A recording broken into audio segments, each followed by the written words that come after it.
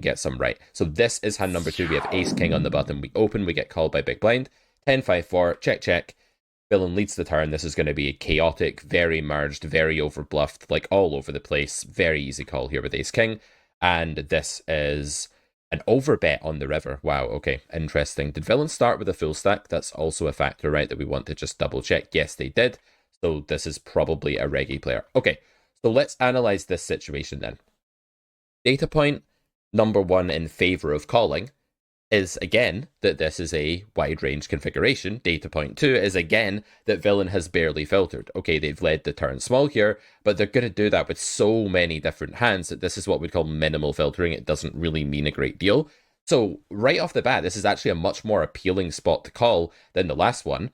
And another reason for this is that the player type seems to be a reg here. Someone that uses this turn sizing and this river sizing is more often than not going to be reggae. They have a full stack. If this was a recreational, the overbet is very bad news, right? So when recreational players use overbets, that's generally just awful. It's like the kiss of death.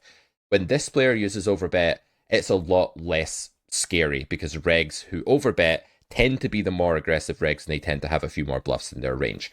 So this spot, we've listed already why we might want to call. Factors in favor of folding would be, well, overbetting is just at micro stakes overall an underbluffed thing. Like if you took all of the spots where someone ever overbet, you know, that would be underbluffed. But that doesn't mean that within that data, there aren't textures or situations that are overbluffed. And I actually think this is one of the overbluffed ones.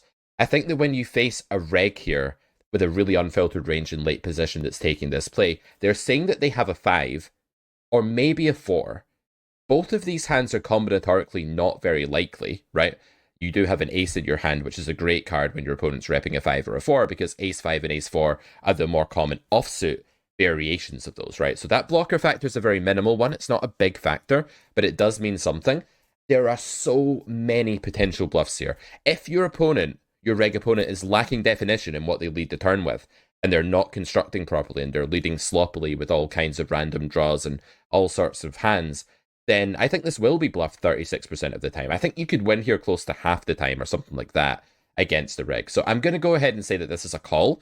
And, you know, some players are never bluffing for the sizing. They just always have it. Others are grossly over bluffing, right? So this is where if you do have some read on the opponent, you're going to want to use that. I actually like this call against the reg. I think against a recreational or someone really passive, it's bad. But against the average reg, it's probably good. And as you move up in stakes and face people who are a bit more aggressive, this is a fine spot to bluff catch in. Your King of Diamonds is a great catching card as well. It doesn't block any bluffs. Your Ace of Spades blocks value. It's easy to see how this spot could get overbluffed by the right player. Call this against an aggro reg. Fold this against a passive fish. Overall, though, against an unknown with a full stack, I would lean towards call. We do lose this time. 10-9 here, we are we're under the gun. We get called in 2 spots, right? So already that's a data point we're going to want to bear in mind here. We go for a small flop bet. I think this is okay. You could maybe exploitatively size up here against recreationals. We get raised. Okay, already incredibly scary to be raised 3-way on 10-9-8 by the small blind flatter. This is gross. We have a good bluff catcher. We block sets. We have boat improvability. Villain can still have a bunch of draws. This is a call, but not a very happy one. Villain checks the turn. Okay, interesting.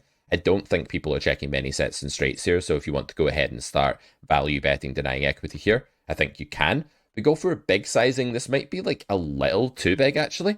Although given villain is probably constructing more equity heavy on the flop with their draws multi-way, this is actually probably fine. I think GTO might bet a bit smaller in this spot. And villain overbet donks the river absolutely huge all in. Wow. This spot is a bit of a head scratcher. Literally gonna just scratch my head here. Okay, so in favor of calling, a lot of draws missed, right? Texturally speaking, a lot of draws missed. That's about the only thing I've got, right? That I can see some really spewy players just having a draw here still. It's possible. In favor of folding, villain raised multi-way on the flop.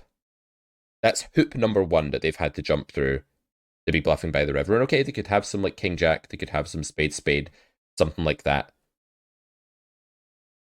But in favor of folding, this huge all in donk jam on the river is something that the vast majority of people are not going to want to do ever as a bluff. This is what we call rare line syndrome, right? A line has been taken that is super rare, and if this was the kind of player who is just all over the place, like really, really spewy, recreational, then this is a call, right?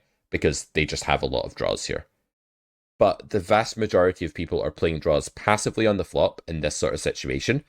And if they've missed a flush draw here, if they have decided not to bet the turn with a flush draw, and they've check called and played it in such a convoluted way, they're very unlikely to just jam the river. This to me is a pretty clear fold.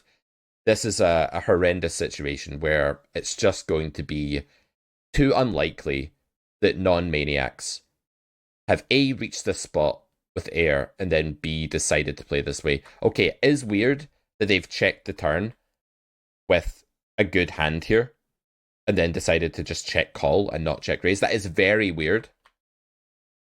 But overall, this is a spot where you either have an idea that this is a maniac, in which case you're just going to shrug and call, or a very important rule applies here, which is that when a non-maniac player takes a line that is absolutely mental, they have it.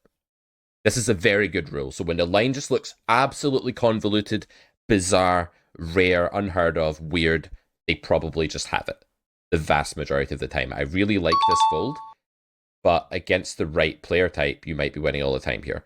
The trap here is you find it hard to imagine that your opponent's played a value hand this way. But the thing is that you have to look at both sides, and it's actually far more bizarre for them to have played a bluff this way.